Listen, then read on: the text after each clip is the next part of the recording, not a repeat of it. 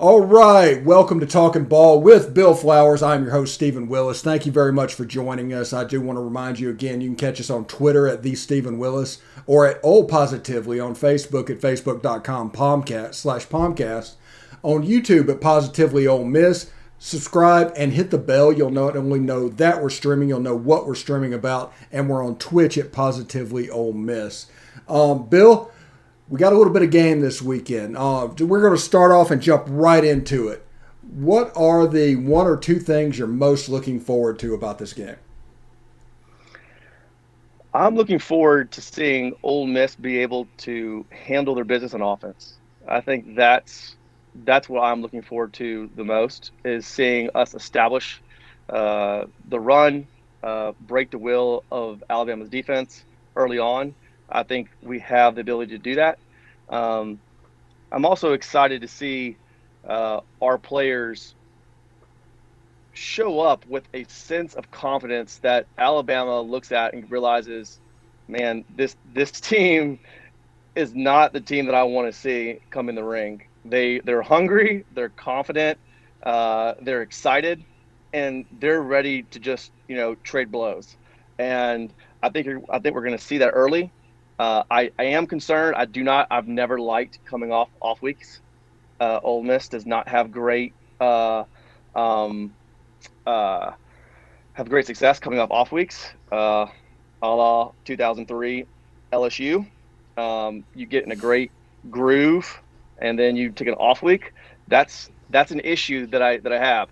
The thing that makes Ole Miss a little bit less vulnerable this time is that you have a great run game that establishes that you can establish early, but you still are predicated on nice and smooth and getting and creating a rhythm. So that's what I want to see. I want to see the confidence. I want to see Ole Miss come in and just really bring an explosive offense straight to them and create some defensive pressure that they just weren't expected to see. Yeah, and we're going to go back in time here for a little bit. 2003, what was the point that you realized, hey, we got something really special cooking here? So this is a really good point. This is something that's a little common with this team, that you had a lot of older players. You we if you were to go back and look at our practices and how we practiced and how we functioned as a team, it was pretty brutal for that 2000, 2001, 2002. That 2003 team, we were much more mature. Uh, our practices weren't as nearly as long because Cutcliffe knew these guys know what they're doing. They know how to play. They're efficient in what they're doing. And we want to get the maximum out of them. We do not have to teach effort. We do not have to teach uh, any of the things that you're trying to instill in young teams. So I think that's a very common thing that this team has, that we have so many returning starters, but that was something that was special. You had a lot of players that were older, uh, who played with each other for a long period of time. We knew the offense really well, and defensively, we again those guys knew each other. They had played, so I think this is a common thing that you have with Ole Miss now and last year is that this is just an older team, and they're being, and you can tell that they're more focused. And we were such a focused team because of our maturity and because of us playing and having a coach that allowed us to be responsible.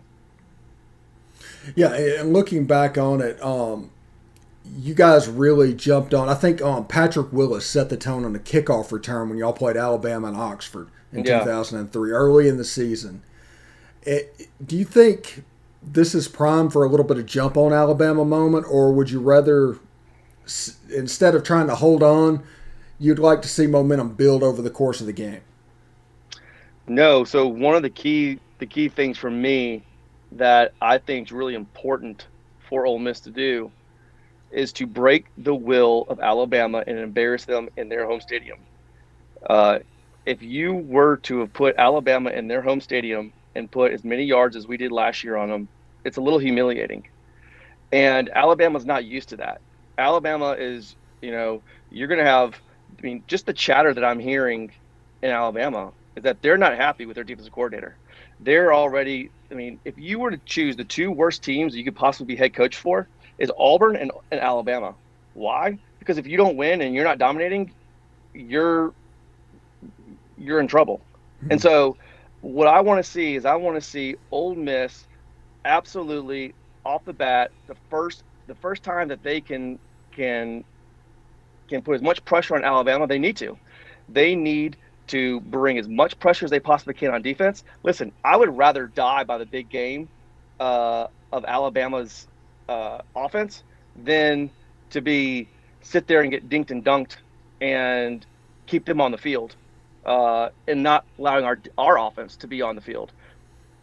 I think that our defense has the ability to create some pressure, to create big plays, to allow Young, who's a young player in reality, to make some mistakes, put him in situations where he's not comfortable, and make those players feel like they're where they haven't been before, especially in their home field. They were down, they were getting beat in a situation where they didn't want to be at Florida away. It's a difference when it's in your own home. I mean, you are the king. You're the king of the castle. Everybody's expecting you to beat Ole Miss by at least 15 points. So you get punched in the face. The fight gets brought to you. It's a little bit different for a team like this because they're not used to that. So I want as much excitement, as much speed as we possibly can in the beginning. Yeah, this is something I was thinking about this over the course of the weekend. Most every game against Alabama in recent years is like Rocky fighting the Russian.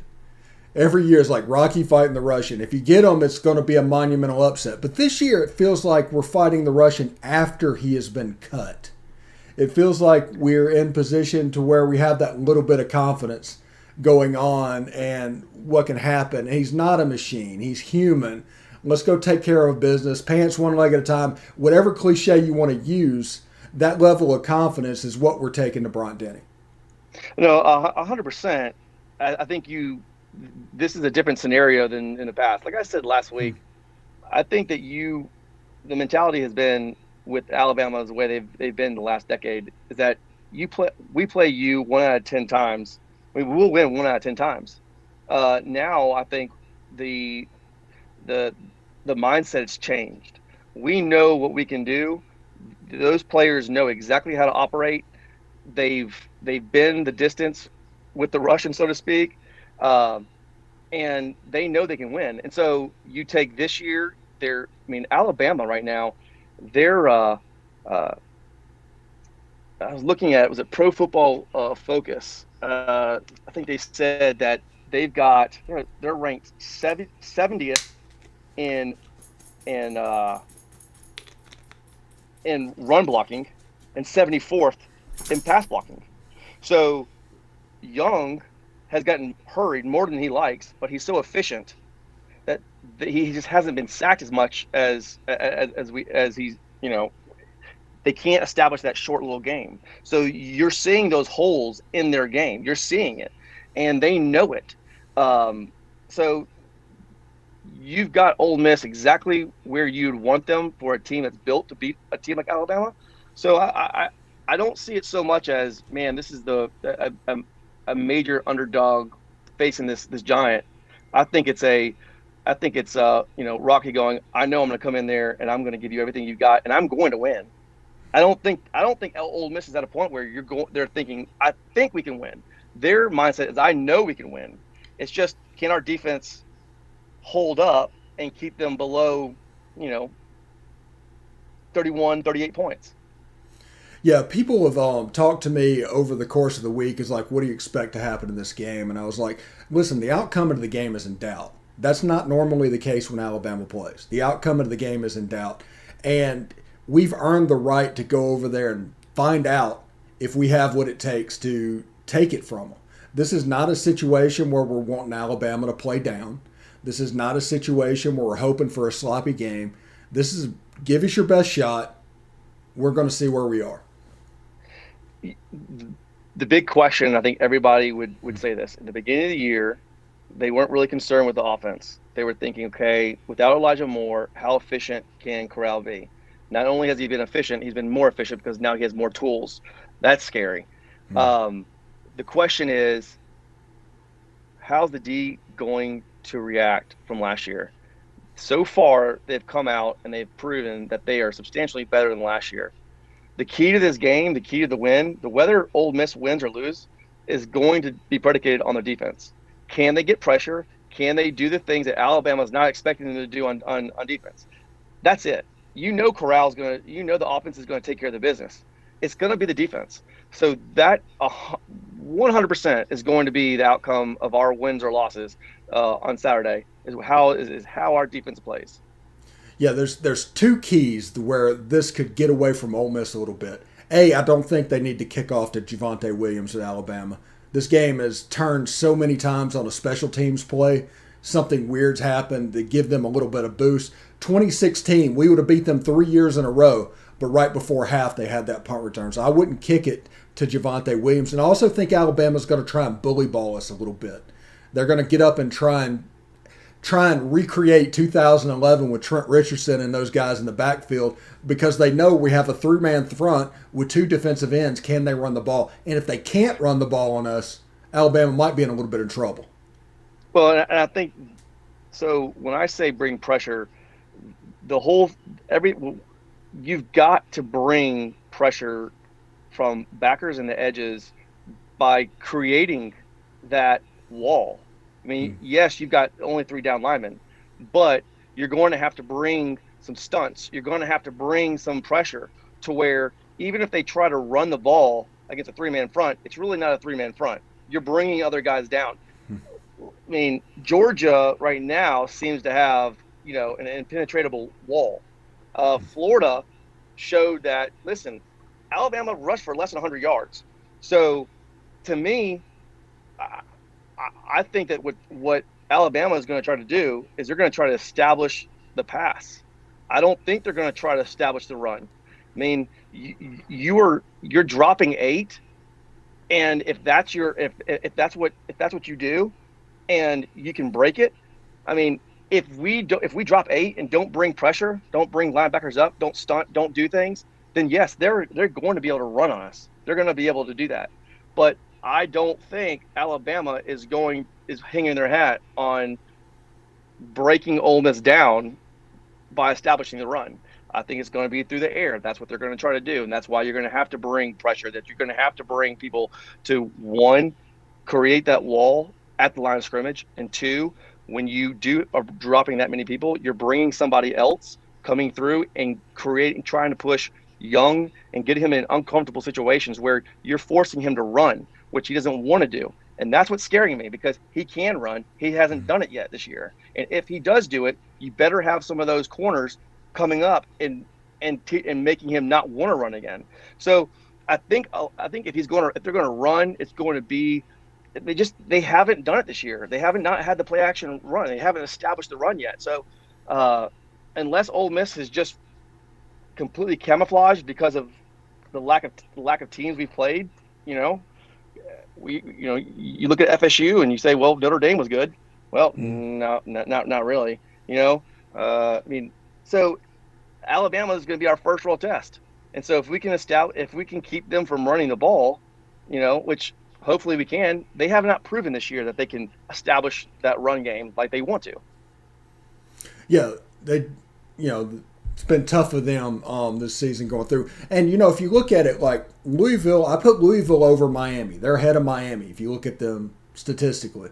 I put Tulane over Southern Miss, and I put Austin Peay over Mercer. So those 3 games, we actually had a better litmus test than Alabama did. Now, Alabama has Florida, but they struggled against the Gators and left that game. They were really tired.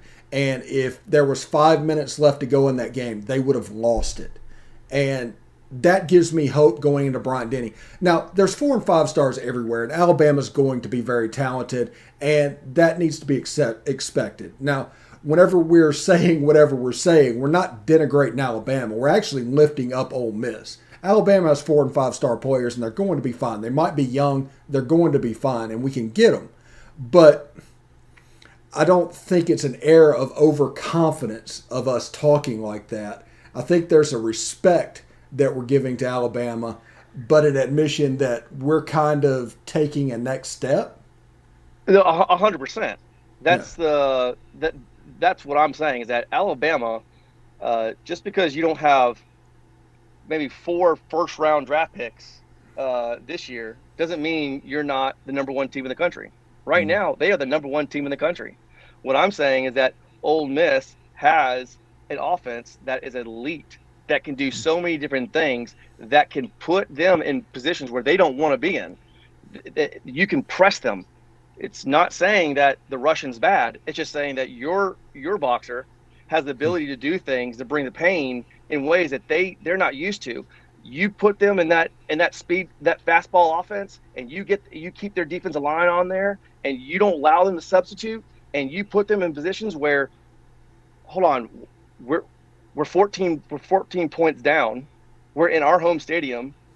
Everybody said Ole Miss is good. We're supposed to win by 15 points. We've never really had a press before. That's what you're saying, is that Ole Miss has the ability to do those things. And Alabama is the best team in the country right now. And and until you beat them, they are. But Ole Miss is built in a way where, Alabama can continually build on what they're doing. They continually have corrals. They can continually have Drummonds and all that. I mean, it's just the rich get richer.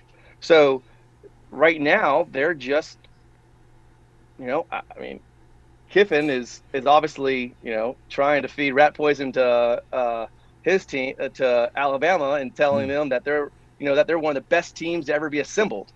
He knows they're not. And Yeah. he's like, listen, if you don't beat Ole Miss, you're terrible. Like, how could you not beat Ole Miss? You've got the 5-star recruits. You go out in free agency and you get the best players.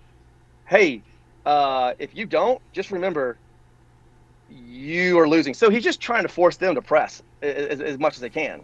I mean, so I think, again, when you are an Ole Miss and you have a situation where what you can do offensively, it's just defensively. Can you keep them where you think you can keep them? And if you do, I am telling you right now, if Ole Miss can offensively do what they want to do and puts Alabama in a situation where they've never been before offensively, and they're getting pressed, they're making mistakes. I'm telling you, Ole Miss can put more points on them than, and it can be, unless you've been there, unless you know how to crawl out of a hole like that, it's difficult.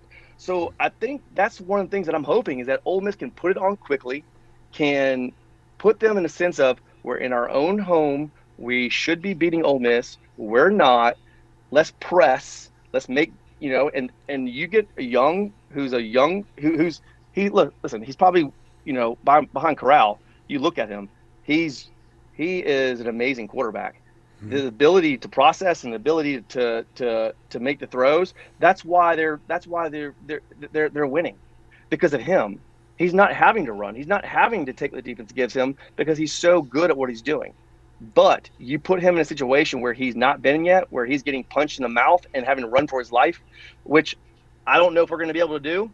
But I'm not so sure how much Florida dropped 8.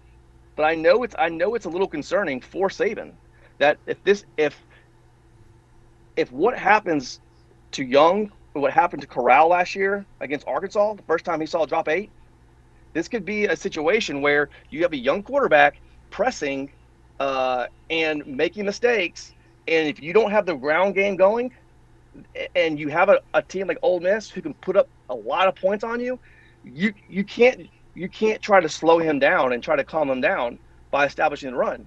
I mean, if you can't establish the run, then you're going to have to do it. And if you can drop and get pressure, there's all those things where you have the making of opportunity to really do what you want to do. In the past, Ole Miss has not been able to, across the board, hold their own. Offensively, last year they did. Defensively, they did not. This year's defense looks a lot different. And if they can hold them to 35 points, to less than 41 points, I think Ole Miss has got a great chance of winning really well, of winning big, if they defense plays well. Yeah, it sounds like with what you're saying, an ideal situation is Ole Miss gets the ball, goes scores, break serve Alabama, gets the ball back, goes score again. It's 14-0 at the beginning of the game, and all of a sudden it can snowball on them a little bit. Yeah, I think that uh, what I'm hoping also is that Kiffin has been holding some tight end play. I think that's uh, Florida. I think the tight end is where they're vulnerable. Um, and so I would like to see Alabama get punched in the mouth. Listen, Ole Miss is expected to have a track meet. They're expecting that. Mm-hmm. Alabama is somewhat expecting that. What Alabama's not expecting is that Ole Miss's defense creates turnovers and they're going to be in a hole.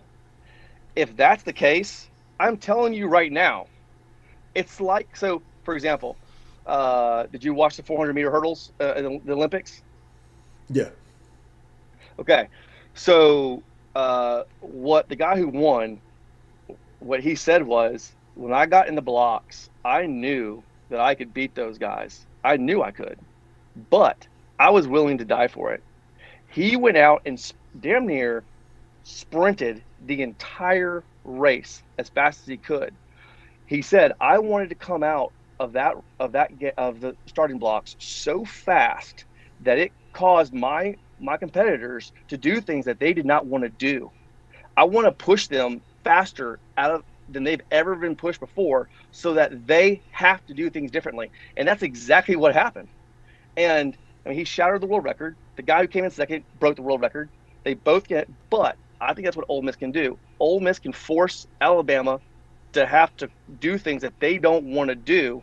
And when that happens with a young quarterback and a team that's not used to having to come from behind, they can press, they can cause problems. You know what Ole Miss can do offensively.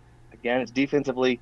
Can you do those things? And that's exactly what our whole mind focus was against Florida when Tebow came. Listen, offensively, you know that you can play with Florida. Defensively, can you do what you're supposed to do? Create the line and bring pressure from the edge and keep them in the pocket and do that. And that's what happens. I mean, it's it's it's going to be the defensive schemes, creating enough complex looks, creating a lot of things that are going to put Young in a difficult situation. It's going to be about pressure. If we can't put pressure on Young, it could get ugly if Ole Miss does not put 60 points in the game. But I mean, it's it's going to be all about the defense being able to bring pressure with dropping those 8 guys, but bringing some exotic looks, bringing some stunts. It's that's what it's going to come down to, in my opinion. Yeah. And what are 2 or 3 players that you're looking forward to? We need a big performance out of, in your opinion. Well, the first, I mean, again, offensively, I think you're going to have to. I would love to see an emergence of a tight end, like like Drummond. I would love to see them do some exotic things like Drummond.